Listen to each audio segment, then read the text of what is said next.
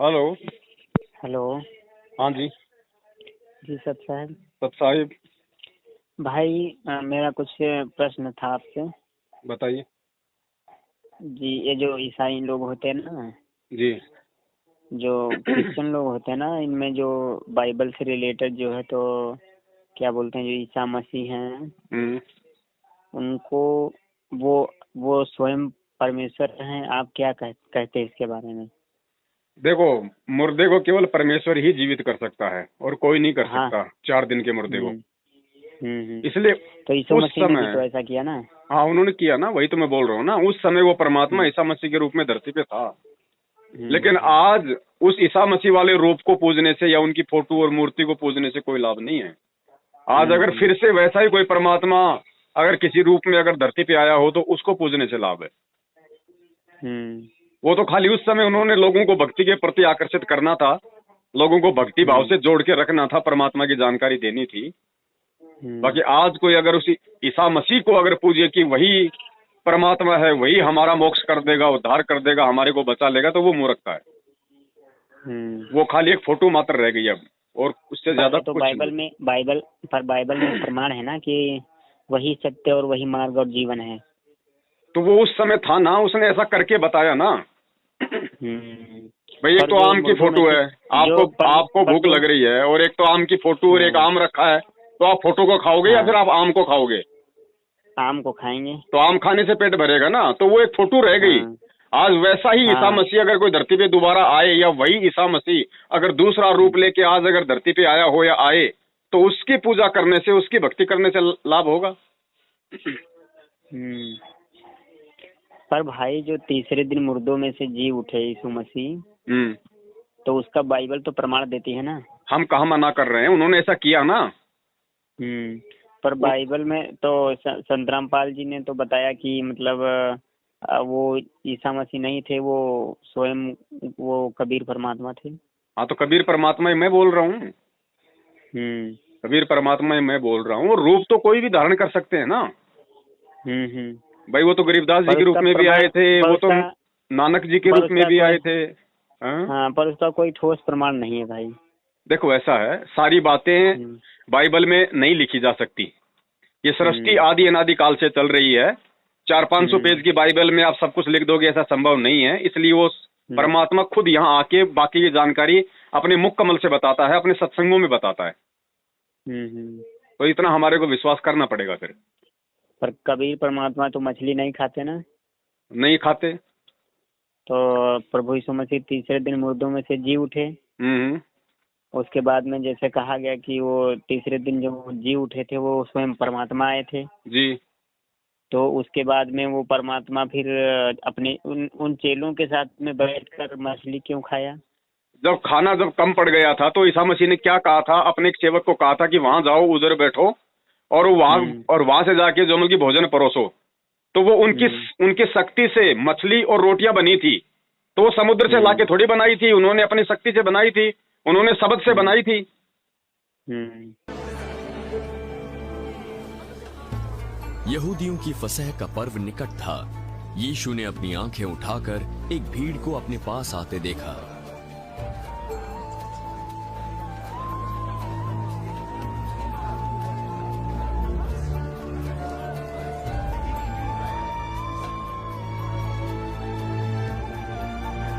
हम इनके भोजन के लिए कहां से रोटी मोल लाए? उसने फिलिपुस को परखने जैसा कहा, क्योंकि वो जानता था कि वो क्या करेगा। सबको थोड़ी थोड़ी रोटी खिलाने को चांदी के 200 सिक्के, चांदी के 200 सिक्के भी कम पड़ जाएंगे। उसके चेलों में से शमौन पतरस के भाई अंद्रियास ने उससे कहा, यहाँ एक लड़का है जिसके पास जौ की 5 रोटी और 2 मछलियां हैं, पर निश्चित रूप से इतने लोगों के लिए काफी नहीं है। लोगों को बैठा दो। उस जगह बहुत घास थी। तब सारे लोग वहां बैठ गए। उनमें पुरुषों की संख्या लगभग 5000 थी।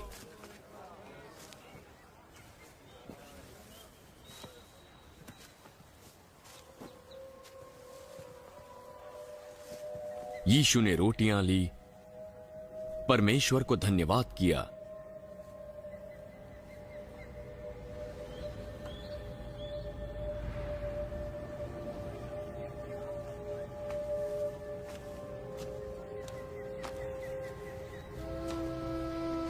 और बैठे हुए लोगों के बीच बांट दी।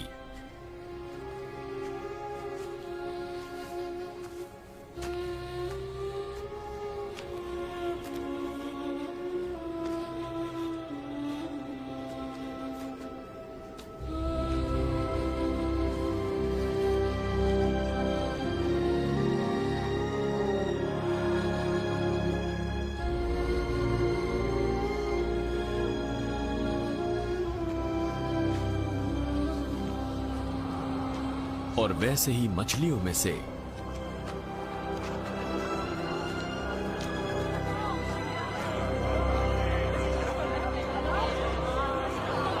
जितनी वे चाहते थे बांट दिया।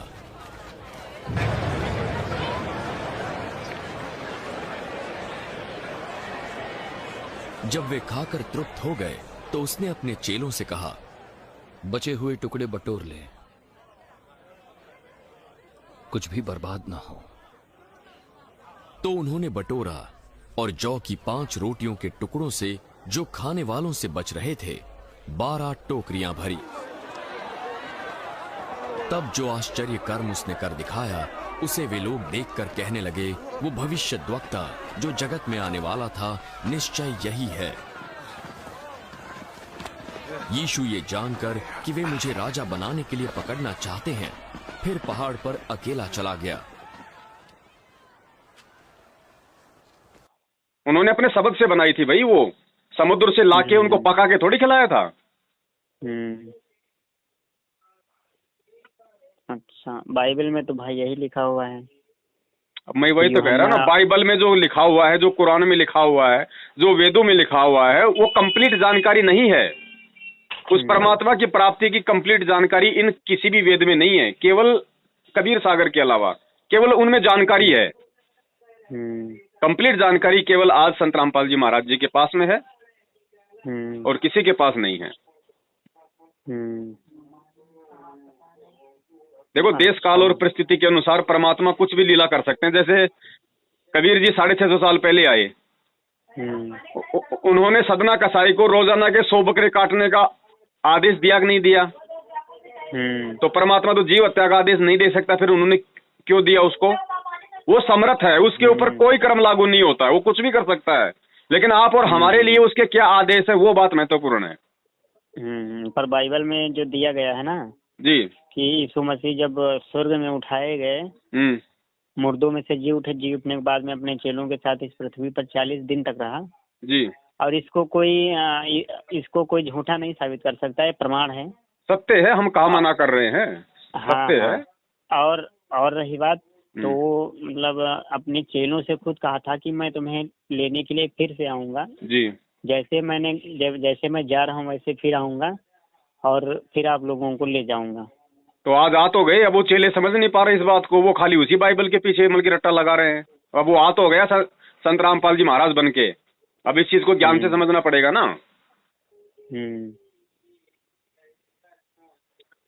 अच्छा भाई, ऐसा है, उन्होंने उस समय जो बातें बोली, जो भविष्यवाणियां की कि मैं फिर से आऊंगा, तो बता दो ईसाई समाज, बता दो ना कि वो कौन है, कहाँ है। अब ये दुनिया भर के भविष्यवक्ता यूट्यूब पे कहते हैं कि वो कल के अवतार आ गया, वो जन्म ले चुका है, लेकिन बता कोई नहीं रहा कि वो कौन है, कहाँ है। तो ये केवल वही बता पाएगा जो उसके संपर्क में है। अब वो चेले हम हैं, 2500 वर्ष पहले जो ईसा मसीह के संपर्क में थे, जिनके लिए उन्होंने कहा था कि मैं तुम्हें लेने फिर आऊंगा, वो हम हैं जो आज उनकी शरण में है। वो आ गया हमें लेने के लिए, हमें अपने शरण में उन्होंने ले लिया। पर यीशु मसीह ने ये थोड़ी ना बोला था कि मैं आऊंगा, पर उन्होंने ये बोला था कि जिस प्रकार तुम स्वर्ग पे चढ़ते हुए मुझे देख रहे हो उसी प्रकार मैं फिर आऊंगा। इसका मतलब वो सीधे स्वर्ग से आएगा उतर कर। तो स्वर्ग का मतलब क्या होता है? जहाँ पे सारे जहाँ पे सुख हो उसको कहते हैं स्वर्ग, और सुख केवल सतलोक में है और कहीं है नहीं उसके अलावा। तो वहां से आ तो गया, अब वो दिखाई थोड़ी देगा वो ऊपर से आता हुआ। अगर वो आता हुआ दिखाई दे गया तो फिर ज्ञान का महत्व क्या है? फिर ज्ञान का महत्व क्या रह गया? फिर शास्त्र पढ़ाने का मतलब क्या है? हाँ। फिर तो लूला, लंगड़ा, अंधा, गूंगा, काना, बहरा सब उसके पीछे लग जाएंगे। शराब पीने वाला भी उसके पीछे लग जाएगा, मांस खाने वाला भी उसके पीछे लग जाएगा। फिर तो चमत्कार को नमस्कार हो जाएगा। फिर ये ज्ञान का मतलब क्या रहा? सही। अच्छा, ये जो जन्म मृत्यु आदमी का जो 84 लाख योनि में होता है भाई, ये सत्य है कि ये झूठ है? सब सत्य है, झूठ कुछ भी नहीं है। हाँ, तब ये जो मुसलमान और जो ईसाई लोग ये नहीं मानते ना, मनमुखी इनकी परंपराएं है ना। थोड़े दिन ये नहीं मानेंगे। जब युग परिवर्तन का दौर शुरू होगा 2-3 साल के बाद में, जब संकट पे संकट, कष्ट पे कष्ट, परेशानियों पे परेशानियां आएंगी, अकाल मौतें होंगी, तो इनको जबरन मानना पड़ेगा। फिर कहाँ जाएंगे? फिर कहाँ जाएंगे? आज ये बकवाद कर सकते हैं, कोई दिक्कत नहीं, लेकिन जब वो पाप कर्मों का दौर शुरू होगा तब कहाँ जाएंगे? तब इन्हें कोई ये कह देगा ना इस पत्थर को पूज लो, यहाँ तुम्हारी रक्षा होगी, तो वहीं जाके माथा रगड़ लेंगे ये। क्योंकि जब इंसान के खुद के ऊपर आती है ना, अब बहुत बड़ा कोई डॉक्टर है, वो नहीं मानता तांत्रिक मांत्रिक झाड़ झपाड़े, और उसी डॉक्टर को जब भयंकर रोग हो जाता है, कहीं उसका इलाज नहीं होता, और फिर कोई कहता है ना यार हमारे गांव में यार एक बाबा है, वो झाड़ा मारता है, उसने बहुत को ठीक कर दिया, वो डॉक्टर तुरंत वहां पहुंच जाएगा, क्योंकि उसको अपनी जान बचानी है। बिल्कुल सही। तो ये स्थिति होगी आने वाले समय में। आज ये ना मानो कोई बड़ी बात नहीं, आज ये मांस खाते रहो, जो मर्जी ये करते रहो, लेकिन जब वो समय आएगा ना और दुनिया में संत रामपाल जी के अलावा कहीं कोई डॉक्टर दिखाई नहीं देगा, तो मजबूरन इनको आके उनके एडियो में नाक रगड़ना पड़ेगा, चाहे हिंदू हो, चाहे मुसलमान हो, चाहे सिख हो, चाहे ईसाई हो। और दुनिया में कहीं ठोर ठिकाना नहीं है उनके अलावा।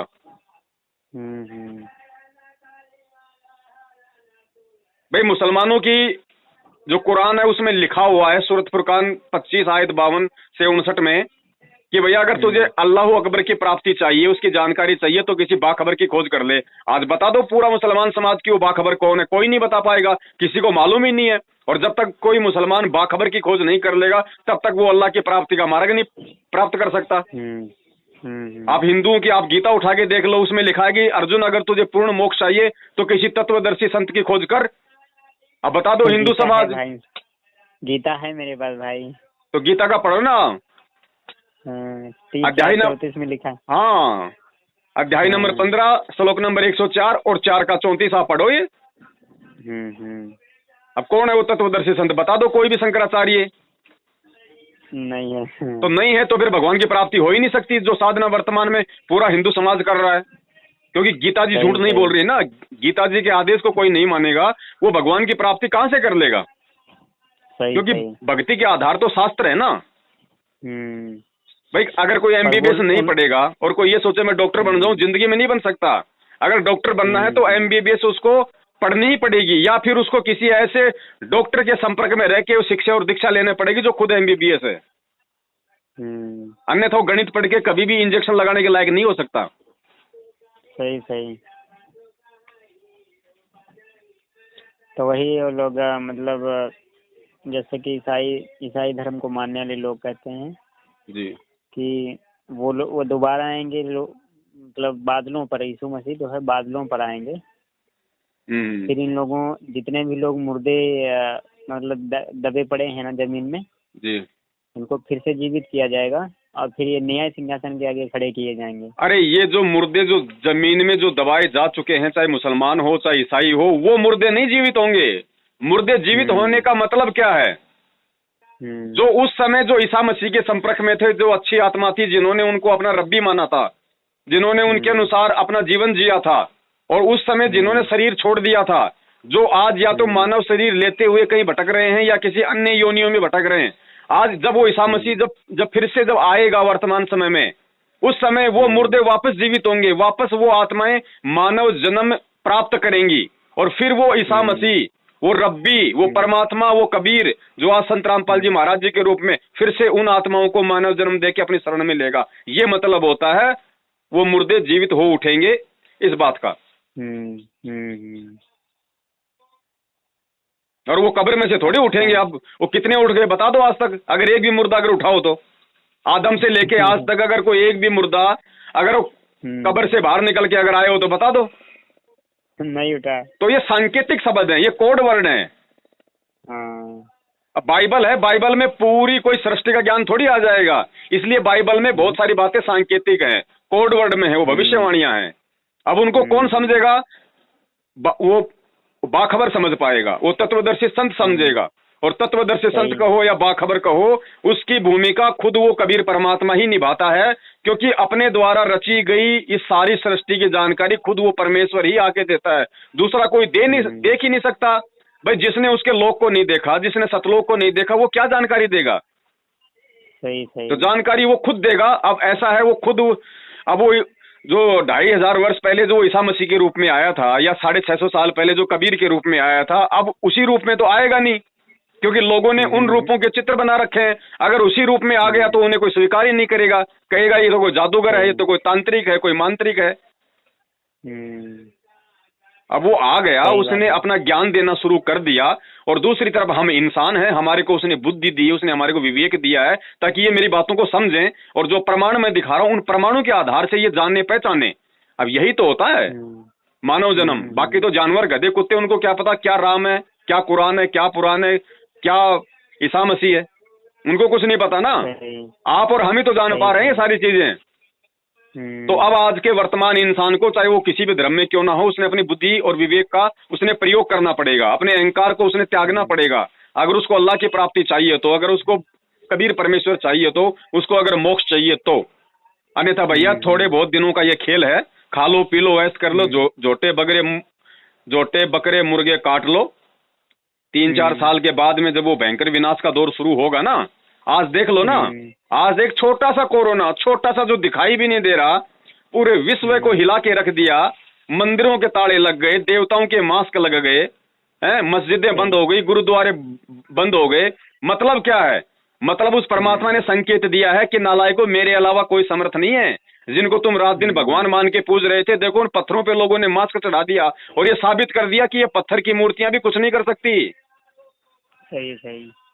तो संकेत है ये। और देखो हम संत रामपाल जी महाराज जी के शिष्य, मैंने आज से 1 साल पहले, और आज भी मैं अपने दावे पे कायम हूँ, पूरे विश्व के सामने मैंने वीडियो बना के डाला था कि मुझे 1000 कोरोना पेशेंट के बीच में रखो ना, अगर बाढ़ भी वाक़ा हो जाए तो बता देना। और मेरा फॉर्मूला है, 16 दिन में अगर कोरोना हिंदुस्तान से गायब ना हो जाए तो मेरी गर्दन काट के किसी चौराहे पे टांग देना। क्या किसी ने दावा किया आज तक विश्व में? नहीं किया। तो नहीं किया तो क्यों नहीं किया? क्योंकि उनको अपने भगवानों पे विश्वास नहीं, उनको अपनी भक्ति पे विश्वास नहीं। और ये भक्ति है विश्वास की। कहे कबीर सुनो भाई साधो, मैं तो हूँ विश्वास में। विश्वास नहीं है तो कुछ नहीं है, चाहे साक्षात भगवान के चरणों में जाके बैठ जाओ। सही सही सही बात है भाई। तो भैया अहंकार को त्यागना पड़ेगा, और शास्त्रों को आंख खोल के देखना पड़ेगा। इन मौलाओं ने, इन मुफ्तियों ने, इन काजियों ने, इन पंडितों ने, इन नकली संतों महंतों गुरुओं ने जो उल्टा पाठ जो हर धर्म के व्यक्तियों को पढ़ा रखा है ना, उसको थोड़ा सा साइड में रख के और इस बुद्धि का प्रयोग करना पड़ेगा कि वास्तव में सच्चाई क्या है। अरे पूरी दुनिया देवी देवताओं की भक्ति कर रही है, और उसके बाद भी लोगों की अकाल मृत्यु हो रही है, घर में संकट है, परिवार में संकट है, एक्सीडेंट हो रहे हैं, मर रहे हैं, टूट रहे हैं, फूट रहे हैं। कहाँ है फिर भगवान? भगवान गलत है या फिर तुम्हारी भक्ति गलत है? कोई एक चीज तो गलत है ना। भक्ति गलत है। तो भाई भक्ति को पहचानो ना। अब भक्ति कौन बताएगा? वो बाखबर बताएगा, जो कुरान कह रही है, वो तत्वदर्शी संत बताएगा, जो गीता कह रही है, वो बाइबल बता रही है, जिसकी भविष्यवाणियां कह रही हैं। अब उसको कोई मान नहीं रहा। अब उसको जब तक नहीं मानेंगे तब तक भैया ऐसे ही मरते रहो। अभी तो कोरोना का बाप और दादा उड़ाने वाला है। फिर क्या होगा? जब कोरोना ने पूरी दुनिया को घरों में कैद कर दिया, इतना भय पैदा कर दिया, तो कोरोना का बाप और दादा आएगा तब क्या होगा? सबको हिला दिया भाई, सबको हिला के रख दिया। अभी तो ट्रेलर है, फिल्म तो बाकी है भाई साहब। अभी तो ट्रेलर है, संकेत है कि समझ जाओ, सुधर जाओ, भगवान धरती पे आया है। चंद्रामपाल जी महाराज तो जेल में बंद है अभी। देखो, जेल में बंद होने से किसी संत के ज्ञान को हम किसी को मतलब की गलत नहीं ठहरा सकते। जेल में कौन बंद होता है? ये काल भगवान का लोक है। 90% लोग यहाँ पे बेकसूर हैं जो मतलब जेलों में बंद हैं। जेल कोई अच्छे आदमियों के लिए, जेल कोई निर्दोष व्यक्तियों के लिए थोड़ी वो है। जेल जो है कोई मतलब दोषियों के लिए थोड़ी है। जेल तो निर्दोष व्यक्तियों के लिए भाई। अभी आप सरकार के खिलाफ 2 शब्द बोल दो, आपको जेल में डाल देंगे। बताओ आपने कौन सा दोष कर दिया? तो अगर आप जेल में चले गए सरकार के विरुद्ध बोल के, उनकी गलत नीतियों के विरुद्ध बोल के, आपको अगर देशद्रोही बना के अगर जेल में डाल दिया तो क्या आप गलत हो गए? नहीं। तो फिर